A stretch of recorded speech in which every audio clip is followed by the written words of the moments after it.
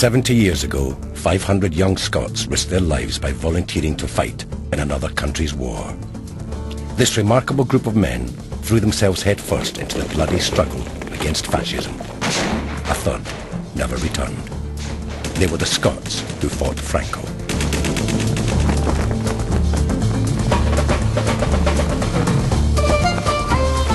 The Spanish Civil War of 1936 to 1939 was a conflict that gripped Scotland. It was the defining moment for a generation of Scots and, for a time, the country's greatest cause. Proportionately, Scots made a greater contribution than any other nationality. Now, through a series of interviews gathered over a decade and never before seen, their story can be told. It is a tale of hope, humour, fear and horror. The words of a mortal bard come into my mind. Man's inhumanity to man makes countless thousands mourn. And I decided at that time, at least I should try and make an effort of some kind to help the peoples of Spain. I'm quite pleased I went. I mean, I thought it was something that should have been done, you know. If I leave this earth tomorrow, I leave with the sense of knowing that I've done something on behalf of my class, on behalf of my kind. I believe in violence. I mean, if you don't believe in violence, you don't go to war. And one day, when I came home from school, my mother says to me, "George, Dad won't be coming home."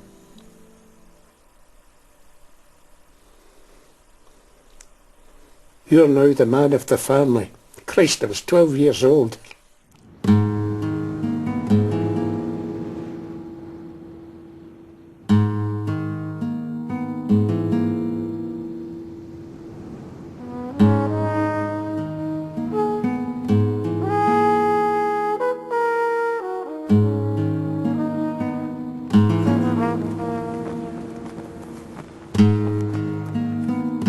The 2008 death of the last Scot to have fought in Spain, Steve Fullerton, has served as a catalyst for interest in this extraordinary episode. Grandchildren of the hungry 30s have begun to look back and renew the memory of a time when Scots felt they could change not only Scotland, but the rest of the world too. Archivist Daniel Gray is the author of Homage to Caledonia, a major new book on the part Scotland played in the Spanish Civil War. He has been astounded by the book's success and the level of interest Scots have in the conflict. I think certainly the book has brought a success in the fact that people are now talking about it more than before. I've had a lot of relatives of people who had granddad, friend, uncle, auntie in Spain come to me and want to talk about it. When I've gone around doing talks, the attendances have been massive. And I feel that slowly but surely with the work of other people, and the book's played a small part in it, Scotland's beginning to finally recognise this incredibly large role that its people played in this far, far away war. Viva la Quinta Brigada, rumbala, rumbala, rumbala. Viva la... Writer Chris Dolan has long been fascinated by the Spanish Civil War. I think there's something absolutely crucial. That whole, I mean, the obvious coming together, or the battle between 4 or 5, not just 2, but 4 or 5 big philosophies in life, between democracy, communism, anarchism, and all kind of areas in between. So I think there's something happening in Spain which really is going to dictate the next century to us. The war in Spain began when General Francisco Franco led a military rebellion against the Republican government in July 1936. Franco's fascist side was supported by an alliance of military leaders, monarchists, conservatives, and most of the Catholic Church. They received crucial military assistance from Hitler's Germany and Mussolini's Italy.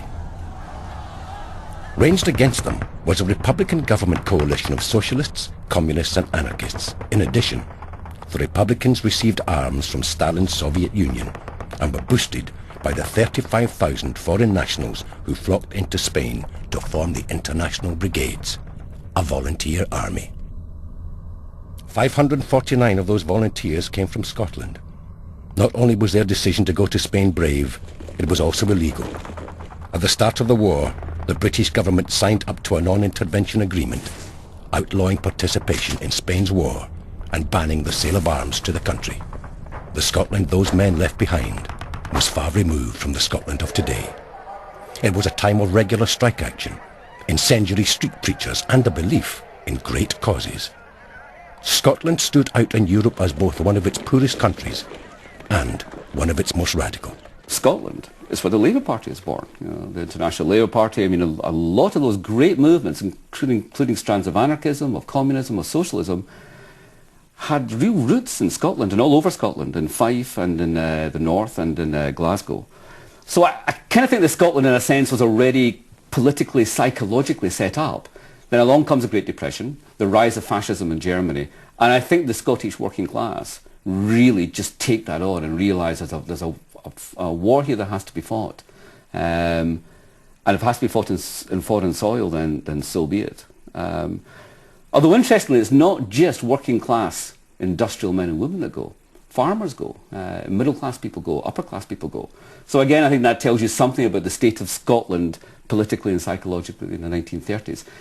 I mean, the Spanish Civil War is fascinating, but so was Scotland in the 1930s, an extraordinary place. The example of the Spanish Civil War was no different. A quarter of British participants in Spain left from Scotland at a time when the country made up just 9% of the UK population. The Scots who fought Franco were often veterans of political actions here. They saw Spain as an extension of homegrown campaigns. Here in Aberdeen, our basic industries were was the shipbuilding industry, the farming community and the fishing industry. Those are the three things that we depend on.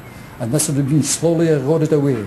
The effect, of course, was mass unemployment taking place, even within Aberdeen. It happened in every city up and down the country for different reasons. And the question of no work, poor homes, even the money they got from the brew at that particular time was so little it hardly kept the body and soul together, as it were. And all these pressures that started building up in the people. But the two big things that happened was the general strike of 1926 and the Spanish Civil War. These were the two big items that actually happened within the labour movement.